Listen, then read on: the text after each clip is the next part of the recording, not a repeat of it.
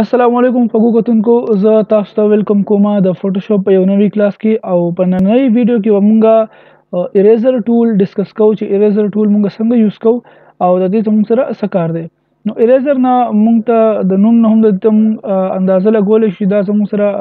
ربړ دی صحیح شو. کله چې مونږ په پنسل باندې یو کار وکړو نو بیا مونږ میټاو په ربړ باندې دغه شانې مونږ چې کله یو کار وکړو خپل په پکچر باندې خپل پروجیکټ باندې او بیا هغه مونږ میټاو یا خپل تصویر نه مونږ یو ځای ریموو کوو هغې لپاره مونږ اریزر ټول استعمالو. لکه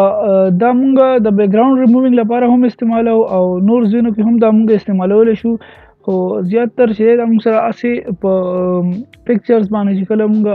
د یو ځای نه بل ځای ته پکچر ډرګ کړو هغې نه یو ځای ریموو کوو نو هلته په کار راځي. دغه شان وړو وړو ځینو کې مونږ اریزر ټول استعمالو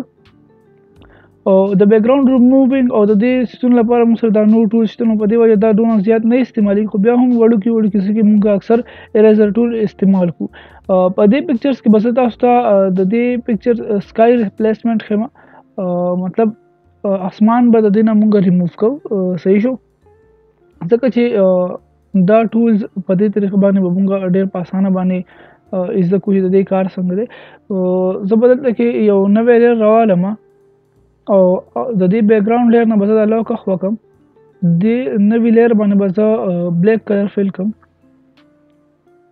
او بیا به زه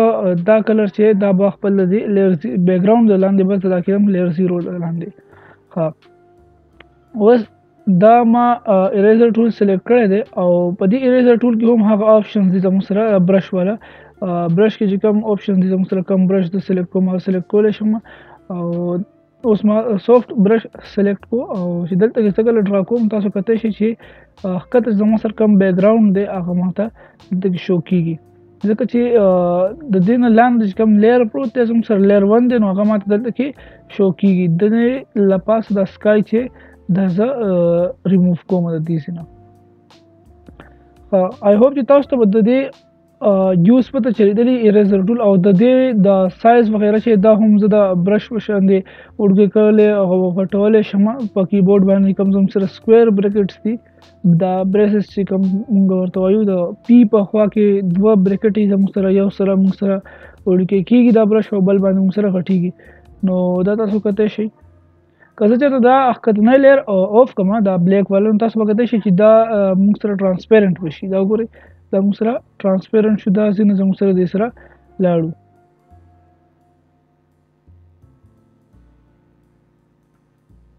د هغې سکای چې ده لږ ټوله ما ریموو کوو. ها دا خو موږ سره سمپل یو اریزینګ ټول دی، لکه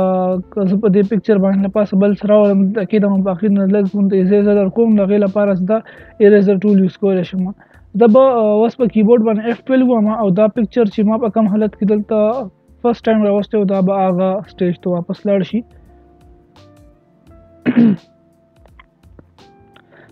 تاسو کتلی شئ دا پکچر موږ سره دغه شانتې و او زه به دې الله خوښ وکړم. زه تاسو ته دلته کې د دې لاندې یو بل ټول دی بیک ګراوند اریزر ټول، دا به اوس موږ لږ ډسکس کړو. په دې ټول کې تاسو کتلی شئ چې زموږ سره د سرکل په منځ کې یو پلس شانتې جوړ شوی دی. د دې پلس مطلب دا دی چې دا پلس په کوم ځای باندې پروت دی دا به د هغه ځای نه د کلر سیمپل راخلي. په دې ټول کې له پاسه زموږ سره دلته کې درې آپشنز دي، یو زموږ سره دا دی سیمپلینګ چې دی کنټینیوس دی. د دې کنټینیوس مطلب دا دی که چېرته زه دا زما د دې سرکل په منځ کې دا پلس چې دی دا په یو ځای باندې پروت وي او د هغه ځای نه زه لیفټ کلیک ونیسم او روان شم نو دا به د هغه ځای کې چې کوم سیمپل پروت و د کلر هغه به بار بار ریموو کوي او هغه به ریموو کوي او مخې ته به ځي. خو که چېرته دا پلس زما په بل کلر باندې راغی بل کلر هغې راونیولو نو هغه به د هغې سره سره هغه هم چې دی هغه به هم ریموو کوي. لکه زه به زیډ ووایم او دا پکچر به زه لږ ځان ته زوم کړم. ښه نو اوس به زه دې کې اریزر ټول راوالم او تاسو کتلی شئ چې دا په کنټینیوس باندې پروت دی. دا پلس دلته کې زما سره په اسمان په دې کلر باندې دی او ما لیفټ کلیک ونیسلو او زه روان یم نو تاسو کتلی شئ چې دا د اسمان ریموو کوي صحیح شو. چې اوس کله زه ښکته راځم نو دا د دې سره دا ګرین کلر هم ریموو کوي.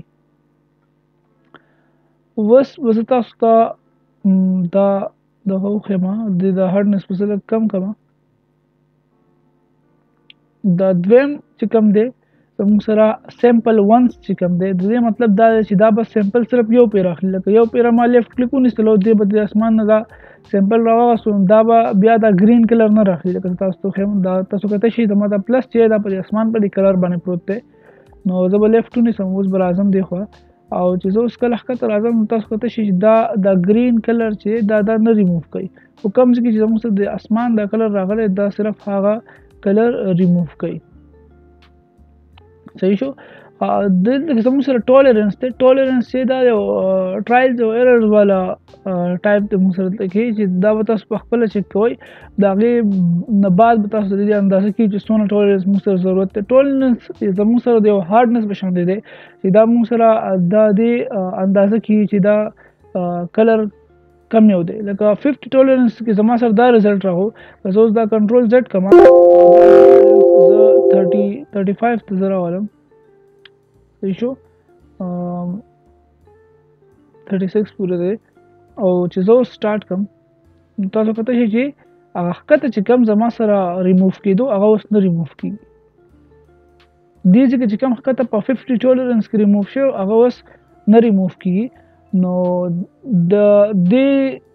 ټرایلز او ایررز سره مطلب دا دا ټولرنس په خپله چک کوو چې